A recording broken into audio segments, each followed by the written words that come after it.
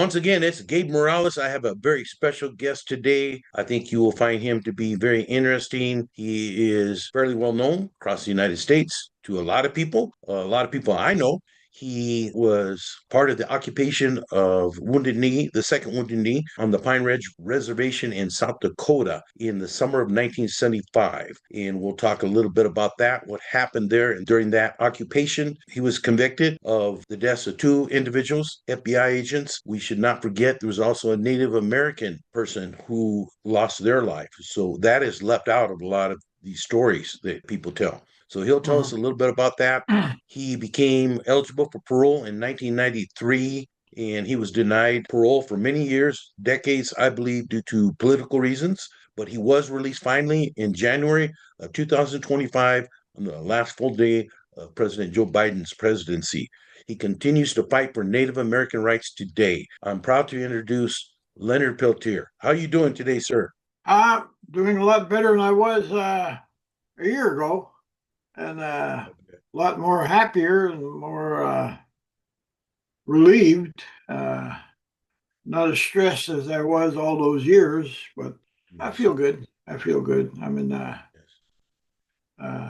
never expected to get out of prison. They wanted to make sure of that, and but with the help of Native people and in the world, really Indigenous people around the world. Here I am speaking to you from my home. I feel good. I feel a lot good. I'm starting to get healthy again. So I was in a very bad condition the last year or so I was in prison because we were down in major lockdowns, and when that's happened, you're in your cells 23 hours a day.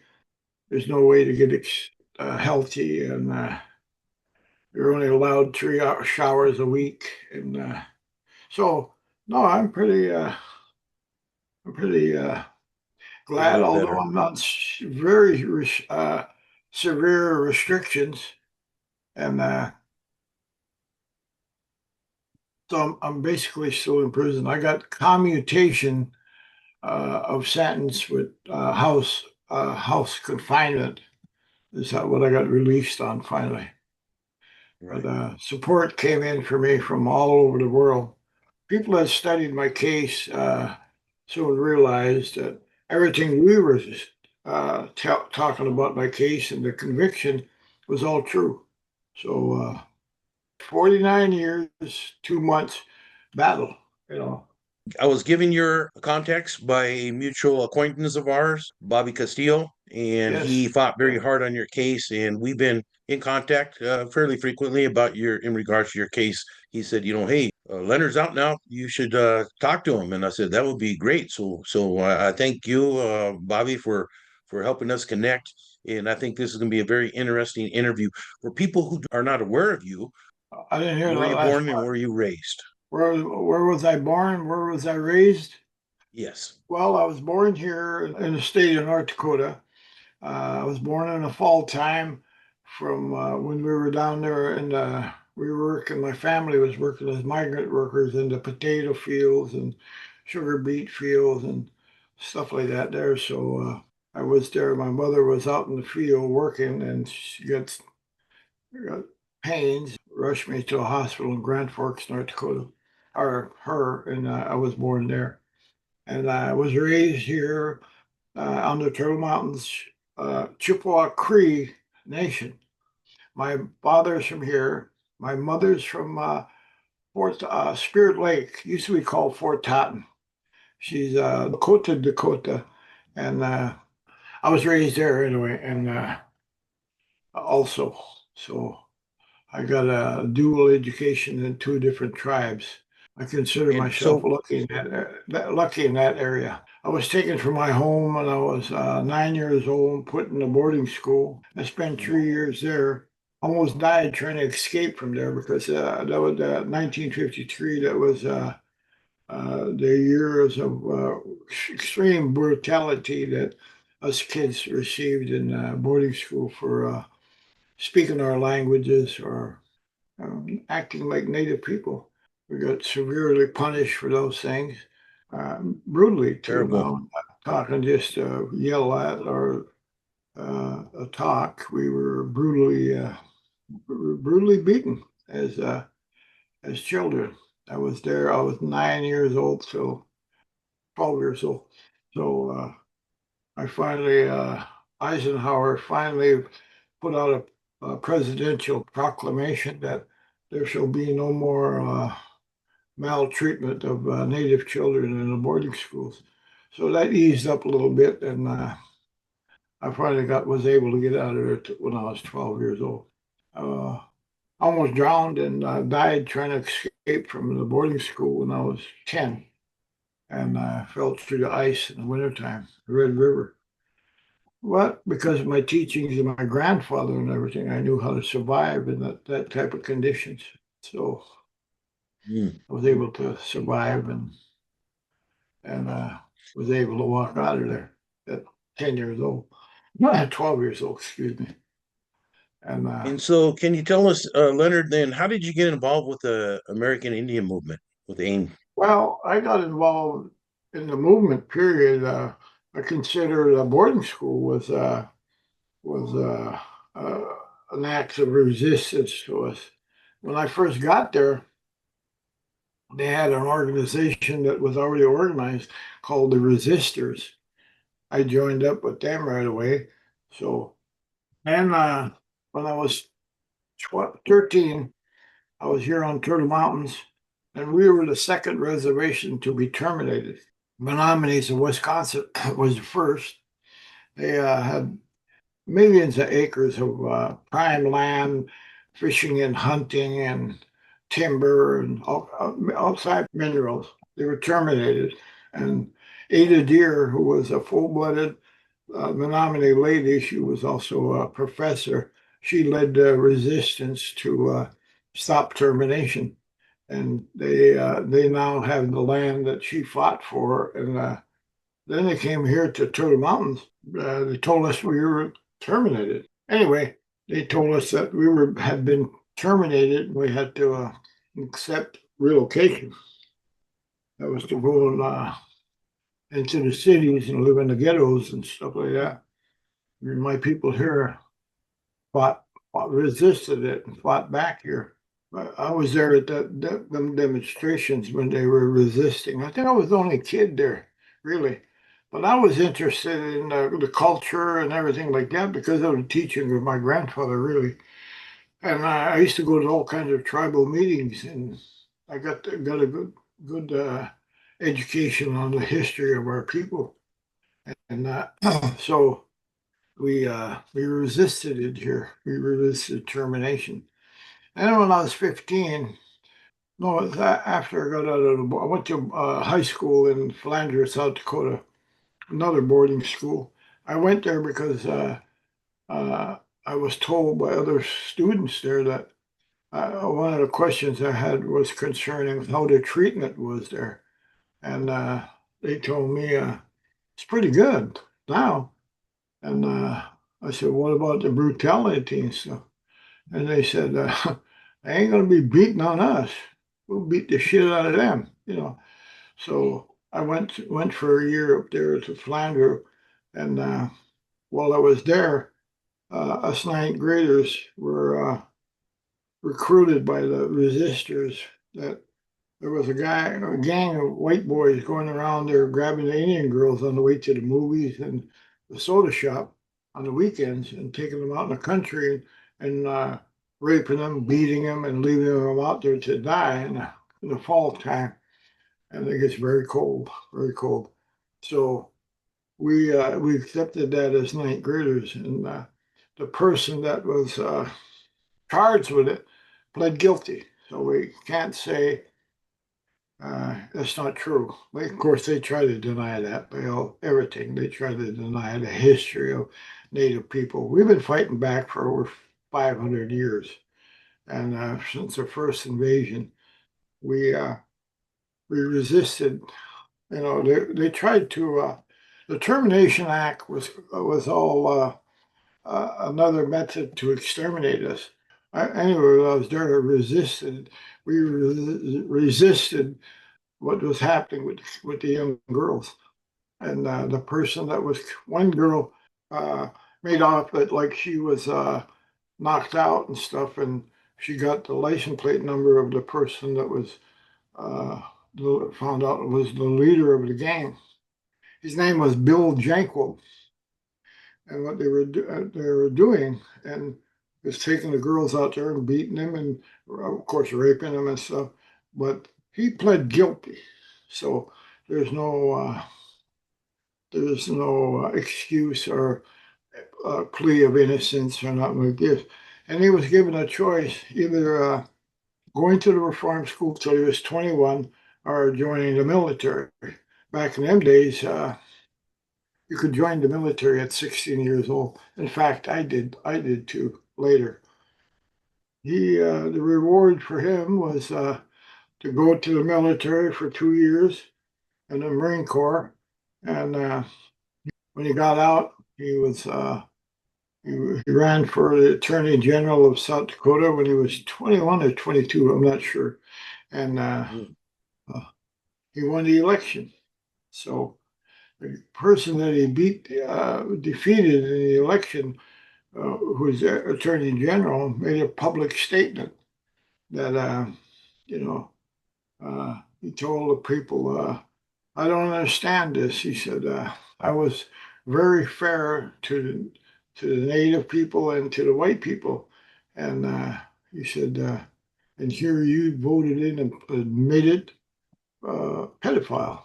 And uh, so all of that we know was true. But his payment was after he turned 21, he was elected as Attorney General, then a congressman, and then a governor, or governor, then a congressman, and they were going to run him for president. So, but he messed up. He killed a young man on a motorcycle. He used to drive around the state like he was King Bill, they called him, and the state troopers would pull him over, and he would get a ticket, and they would just tear it up in the front of him. So that's why they start calling him King Bill. But he was. That's when. That's very first. Some of the first thing I was involved in. So I joined the Marine Corps. I was in for about a year, and I started getting involved with the fishing and hunting struggle over there in the Northwest, and uh, just kind of escalated into other organizations, and we created a chapter of United Indians of all tribes that was at Alcatraz and took over Alcatraz. We took over Fort Lawton, and we built a university, a culture class, drug classes, and other Native American. Can I ask you something real quick? Do you remember Yeah. Bernie White Bear from Seattle? Yes, I do. White Bear, Fred Lane, people like that. Yes. Okay. Yeah. We Yes. from the El Centro, I opened up a chapter there later on of the American Indian movement. We had a chapter there, murals and stuff. I helped paint them on the walls and stuff like that there. Yeah. Very interesting. I was in a lot of those demonstrations, civil rights demonstrations and native rights and stuff like this. Moved to Flagstaff, Arizona, and I was again working there, and I was up in my room, reading a book, and I looked down there, and I seen some Indians standing around down there, and there's no doubt they were drinking, but they weren't causing no disturbance. They weren't doing anything. And a police car pulls up and starts beating on them and everything like this, and I couldn't stand it, so I left that area after we uncovered evidence that and of them over 9 Native people were killed uh, that lived down by the river, and their heads were smashed in and everything like this. So I basically said, so I got somebody's got to help. Somebody got to help. Leonard, do you remember Frank's Landing and the fishing rights battle there and the Bolt decision there in Washington State? No, I remember I was in all that area. I was demonstrations there and all this stuff. I was all part of that. Yeah. Yeah. I went down there and supported them quite a few times. Yeah, we got pretty much. We finally won the case. Judge Bolt ruled in our favor that treaty rights that we had the right to hunt and fish, the whole state and whatever. And it kind of escalated into a law being rewritten to grant us our fishing and hunting uh, uh, rights because of treaty rights, and we want to spread all across the United States. But I'm hearing that they're slowly been taking it back. We have to have a license to hunt on our own land now, and stuff like this. So it's kind of reversing on us after 50 years. So Yeah. can you tell us a little bit then what led up to the Wounded Knee protest and how you got involved there and what happened there? Well, you know, we're on the verge of termination, and not, you all should know what termination means. It was meaning the end of our culture, our sovereign nation, and stuff like this. With the treaties that were made 50 or 100 years prior to that, and they were coming in to terminate all of us, and we started to fight back. First of all, when I left Montana, I ended up in Arizona at demonstrations that were going on because of the killings of those 9 natives, and I went to from there to Denver, Colorado.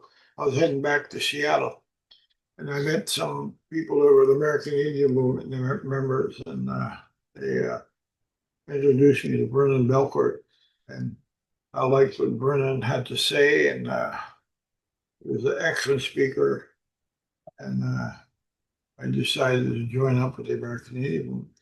And how did you arrive there then on the Pine Ridge Reservation during that time? Well, we went to Leech Lake, Minnesota. It was a AIM convention. I think it was the third convention, and we had a voting right. Had a voting for pro or pro or unpro rights in our bylaws of having people that drink drugs and everything like this. We lost by one vote, and so Dennis Banks. I had met Dennis Banks by then, and we started to move away from the American Indian movement and create our own organization. But the elders and everything came and pled with us not to break away from them because they were very negative about the same thing, drinking and partying and stuff like this. So that's how I actually got involved in it. Then from there, we got a call from the Pine Ridge Reservation, what was going on there and stuff like this, or in South Dakota. Natives were getting killed and nothing was happening and no investigations, stuff like this. So Dennis decided to go down there and see what we could do. And see, one of the things people got to understand too is that the American Indian movement did not make policies for any tribe or we had to be invited by the traditionalists or of the people on the reservation before we went. but they requested us to go down there and help them fight because tribal chairman at that time was one of the what we used to call sellout natives or white man's Indian, and so we went down there, and that's how I got involved in South Dakota and everything. Plus, I was part Sioux, part Lakota. I mean, Dakota of the Dakota band, and it was more or less my people anyway. And so I went down there and joined up with the American Indian. We we took the position that no, we will not be drinking, drugging, or anything like this. We will fight for the people, clear-minded and sober. And that was a position under Dennis Banks we took. But the elders came and pled with us not to abandon the American Indian movement. And they told us in the meantime that they were needing help in South Dakota, and they couldn't rely on the people that wanted to go party and stuff like this. So their positions was American Indian is not dictators, and if you wanted to go on a drunk or some drugs, it was your business. Well, we said no, no, that's not what we're about. We're not going to give our freedom up and our lives for a bunch of drunks. You know, can't rely on them. They're too easy to turn over and become rats and informants and stuff like this. So we went down to South Dakota, and I think there was a guy named Raymond Yellow Thunder who was taken off the streets and beaten and killed, and no investigation, none whatsoever. And there was another two brothers that were killed in Buffalo Gap, and there was no investigation there. But the stuff that was happening on the reservations was a very strong political issue. So we went, and that's how I got involved in American Indian movement. I mean, a lot more too happened. Yeah, I'm sure. And then, so can you tell us a little bit about how you were charged, why you think you were charged? That they're explain a little bit. There was two FBI agents, one native, as you stated before we came on the show. Can you tell us a little bit about that environment, that storm, what happened there, and how you ended up being charged and convicted, all that kind of stuff? Well, I've been basically an uprising political leadership.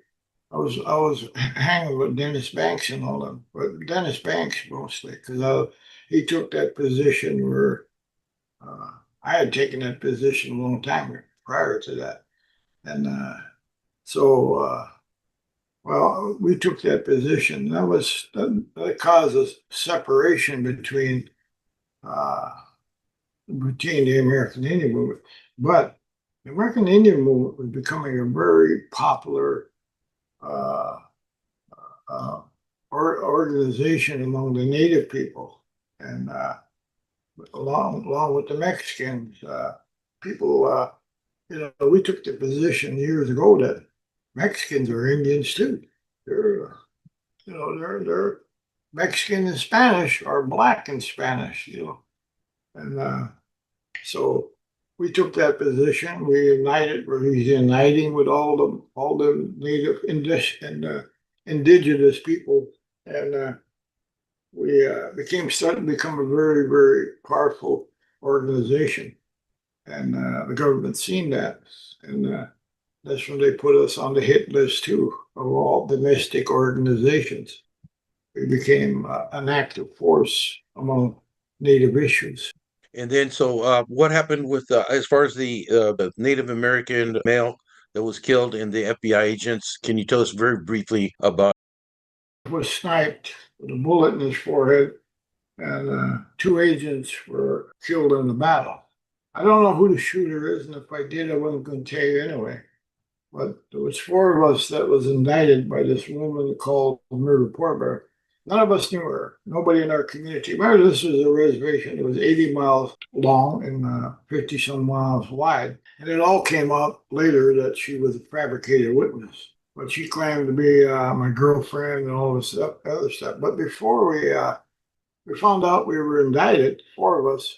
So we were having a meeting with our traditional chiefs and everything. And they said, why don't you go to Canada and fight extradition from there? And we'll be able to find out who the rats are, who the informants are. And so I did. So I got arrested over there and I asked for political asylum. And the evidence was so weak.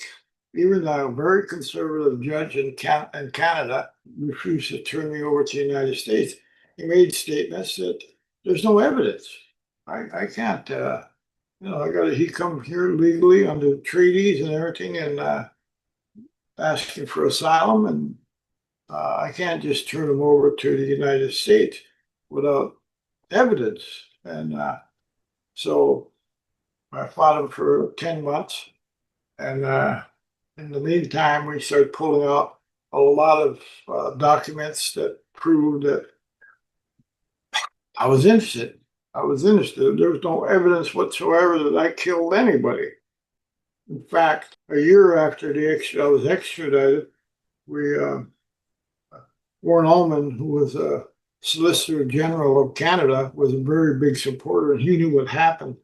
And so he kept demanding that they do an investigation. When the investigation was over, they just dropped it and sealed it for 40 years. Wait a minute, I thought this was their criminal case. You don't seal a criminal case like this. This is not legal for one thing. And so I'm over here in the United States. Then later we found evidence where during that extradition hearing, the government of the United States sent a letter to the Canadian Justice Department that if you say anything that's damaging to the extradition, we will withhold the $55 million for sending you to the Joint Agricultural Laboratory. That's why they refused to go any further, and that's why they sealed it. But that was just one of the issues. There is no evidence, none. Everything they used, they made up, and had admitted racists on the jury. Admitted. We got that all on tape. So from their own admittance, and we that's what happened. I got convicted by an all-white jury. Was the trial in Fargo, North Dakota? Yes, we're the only people in the United States that get an automatic transfer of their case out of our communities, where the Constitution of the United States guarantees everybody that they will get a fair trial and their community jury of peers. We're the only people to this day that don't happen. We automatically get transferred into a non-native community. In this case, we found evidence of where the jurors was racist.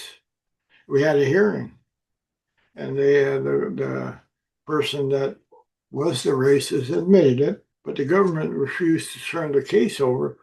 But then we found out later the reason of that was the judges were working with him, with the FBI, and so I could never get a fair trial, never, or a reversal on my case.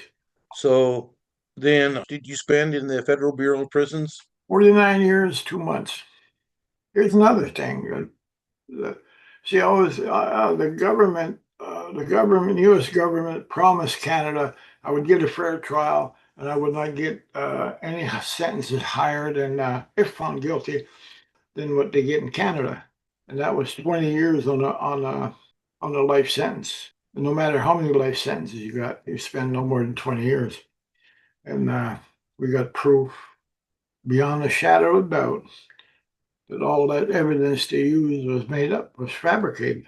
So we fought international efforts from every indigenous people in the world. all the tribes here in the, except maybe one or two didn't sign, but they signed proclamations demanding my freedom, and all you know, all the jurors, I mean, all the other indigenous people helped, from this continent, and so that's how I got out of prison. That's what happened. Finally, it gave me commutation and home confinement. I'm still not totally free yet. I'm still under real restrictions. So what is But next on the horizon for you, Leonard? What are you working on right now as far as your case? well, I got a couple of things, two, three things in the fireworks. We're gonna call it whatever. One is that I want to expose the what happened to Native women and children. Uh, Although we hear some activities about it, but we don't hear it to the extent where we're we have never received an apology from the United States government, whatever. But our women was children were stolen at a young age, and I want to get that exposed. Forced sterilization. Uh, we know that's all true, but my aunt was one of the children that was stolen. 3 years old, I believe, and we want to start exposing that artist artist forced sterilization that happened against my people. Uh, Not all natives, not just Lakotas or Chippewas. So Yes, it seems like there is an epidemic right now of missing Native American women, many of them murdered, a lot of them uh, taken into human sex trafficking. Problem, it seems like nationwide. So, yeah, I'm aware of several organizations that are working on that problem. So, I applaud you for also having that as one of your causes. I think it's a cause for a yeah, lot of people. it's Yeah. never stopped for us. And just 225, they just now passed a law to where if a Native woman or child or something has been kidnapped or stolen or whatever else, they have to investigate that immediately. Prior to that, they didn't have to do that. And that's why they get away with it so much. It was also not against the law for a non-Indian person to come on a reservation and commit a crime. Those are some of the laws that did not apply to us.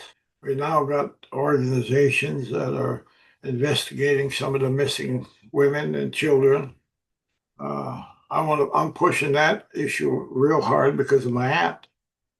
Well, we're still battling. We're not the threat of termination still exists for us.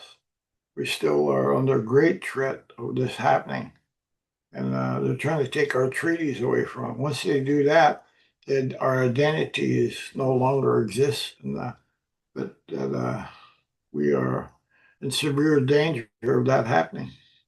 And we're still fighting. You know, every inch of this land has been stolen land. Every ounce of the minerals have been stolen. People say us Indians get everything free. That's not true. That is not. We paid more and more for any other American citizens or whatever you want to call them in the world. We paid more. We paid billions and trillions of dollars worth of minerals and stuff like this and lands. Uh, and what they gave us or said they gave us is nothing compared to what they stole. So we need to stand up to them and say, it ain't going to happen. It's not Got going to it. happen. Well, thank you, Leonard, for coming on the show, sir, and Okay. congratulations on your freedom. And good luck in the future, sir. All right. Thank you for your interest. Doksha.